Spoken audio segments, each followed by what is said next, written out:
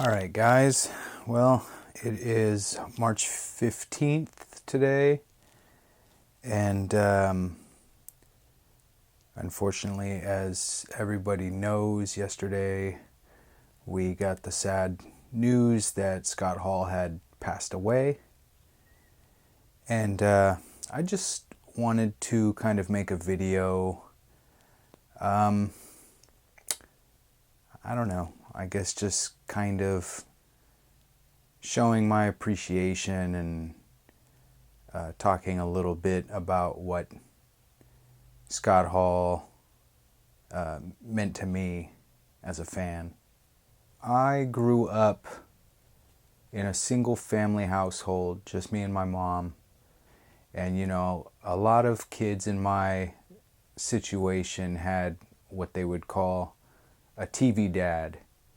They would have, I know when Bob Saget passed away recently, a lot of people said, hey, that was my TV dad growing up.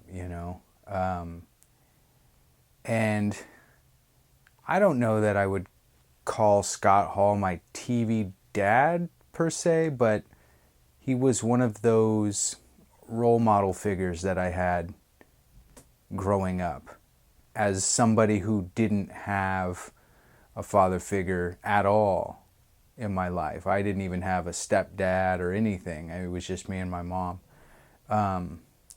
So I did gravitate towards certain people that I thought were really cool and I thought would make cool dads. And I think that's one of the things that always kind of drew me to Scott Hall. As an entertainer, he was just so cool. I remember I had already kind of been a casual wrestling fan for a few years by the time I saw him for the first time, but I thought he was really cool. He was really different, and he didn't go out there and yell and scream, and he was big, but he was like a different type of big. He wasn't Hulk Hogan big.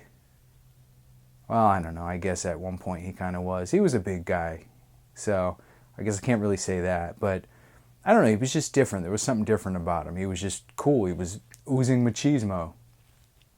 But he was one of those guys I could kind of look up to, and I didn't know as a kid. I didn't know anything about his personal life. I just knew what I saw on TV, and he was cool.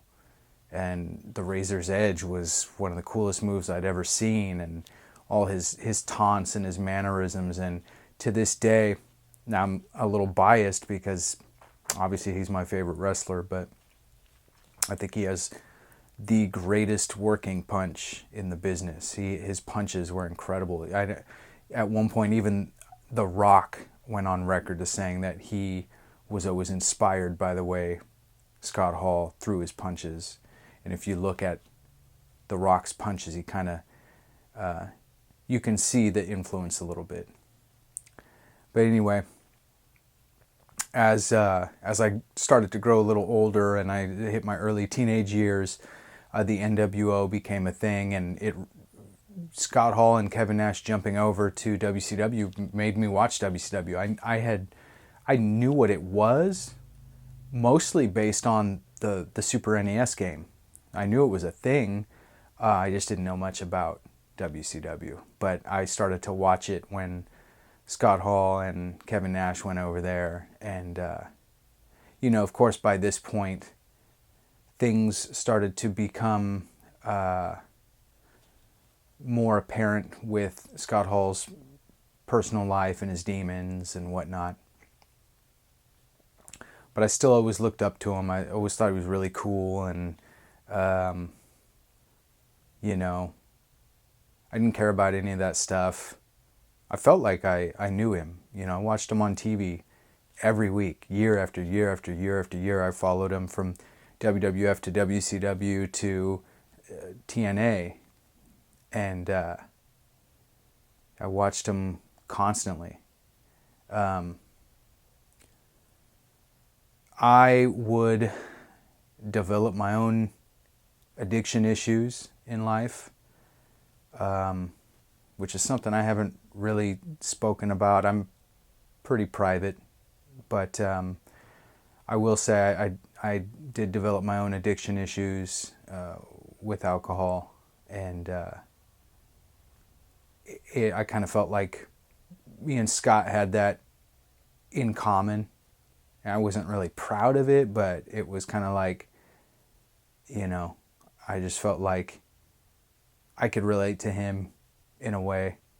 So I was obviously really happy to see Scott get help. And, you know, he did hit rock bottom, but he came out of it, got happy, got healthy, got clean, got sober, got inducted into the Hall of Fame. WWE made that great documentary about him, and he finally found a good place in life, and that made me really happy. I was really happy for him. So if I could say anything about this, is at least he went out on a high note, and he didn't pass during that really low point in his life that would have been too negative. It would have been so negative. Everybody would have, it would have been about how tragic everything was, and how, you know, it would have almost been a failure story in a way. So I'm really happy to see that that he was able to go out in a good place. This has been really tough on the fans, on the wrestling universe. I can only imagine friends and family, what they're going through. My condolences to them. I want to thank Scott Hall for just kind of being there for me, you know. I got to grow up watching him every week on TV, and wrestling got me through some tough times as a kid, as a teenager, as an early adult. And he was one of the guys that always drew me in. You know, I was always fascinated with those guys that were average people that could become larger than life entertainers and superstars when those cameras turned on. And he was that guy for me. So yeah, I don't really know what else to say. I just wanted to throw something together, you know, just to kind of say thank you and just to kind of show my appreciation. So thank you, Scott Hall, for everything, and we'll see you on the other side one day.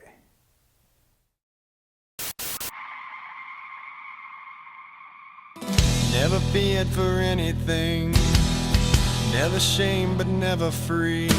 A life that healed the broken heart with all that it could. Lived a life so endlessly, saw beyond what others see. I tried to heal your broken heart with all that I could.